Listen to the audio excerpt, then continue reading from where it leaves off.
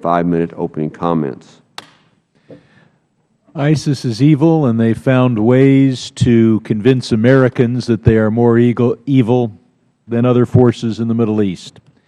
But the fact is that the enemies of ISIS are at least nearly as evil, and I think demonstrably more dangerous to us in the West than is ISIS. And destroying ISIS not only is impossible without huge American casualties, impossible in the present decade, but begs the question, what will flourish in the territory, both the cyber territory, the ideological territory, and the physical territory that ISIS now occupies?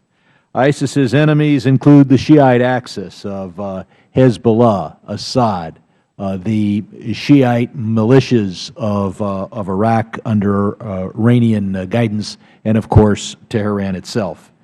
And those enemies also include al-Qaeda and of course its fully authorized branch, the al-Nusra Front.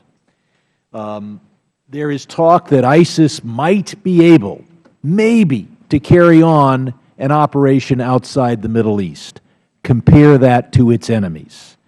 In 1983, we saw Americans die by the hundreds in Beirut. In the 1990s, we saw attacks in South America from Hezbollah and Iran. And there was the attempt by Iran to assassinate the Saudi ambassador recently right here in Washington, D.C.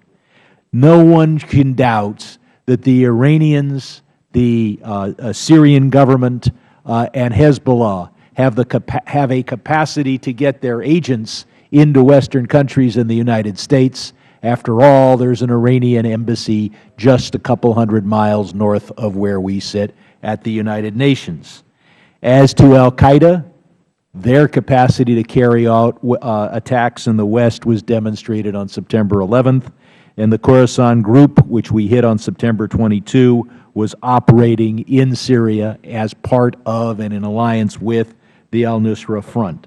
So just as important as destroying ISIS is asking what would occupy its cyber, ideological, and physical space. As to Turkey, we have to urge Turkey to seal its borders and to prevent foreign fighters from joining ISIS, but the Turks seem much more focused on what they see as their enemies, Assad and many of the Kurdish fighters. They have not allowed us to use Incirlink to attack ISIS unless we alter our policy and decide to use our Air Force against Assad.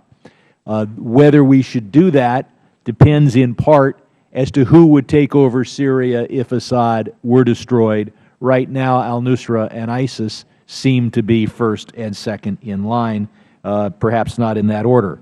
In addition, the President does not have the legal authority to wage war for more than 60 days under the War Powers Act on the Assad regime. He claims that authority with some support, the authority, that is to say, to go after ISIS on the theory that it is a splinter group of al-Qaeda, and in 2001 this Congress authorized every effort against al-Qaeda. We must urge countries to seal borders and to deter their citizens from joining ISIS and other extremist forces in Syria and Iraq. We must dispel this notion that the people can go, fight, and then return and be monitored. If a foreign fighter returns, they must be imprisoned. And UN Security Council Resolution 2178, passed in September, requires countries to pass laws, as we have for decades, that would put such terrorist operatives in jail. That would do a lot of making it clear, especially from European countries, that returning fighters are not going to be monitored, they are going to be imprisoned, is not only consistent with the United Nations Security Council resolution, but will act to deter foreign fighters. Finally, I will be using these hearings to once again urge the State Department to hire people for their expertise in Islamic theology and law, not because a fatwa issued by the State Department would have credibility, but because the State Department's efforts to persuade legal scholars Islamic legal scholars around the world, consists in going to them and saying, these guys are terrible. You think of the legal authority. You think of the legal arguments that will allow you to come out against them. No one would go to an American jurist and say, my adversary is evil. You, sir, come up with the doctrine. Instead, you hire lawyers who know the law, and you come to plead not only the justice of the case, but the legality of your argument. And when we get the recognized legal scholars in the Islamic world on our side, that will be helpful. But we haven't hired a single lawyer, and we're going to courts around the world. I yield back. I now recognize the Chairman of the Subcommittee on the Middle East and North Africa, Ms. Eliana Ross-Layton from Florida, for her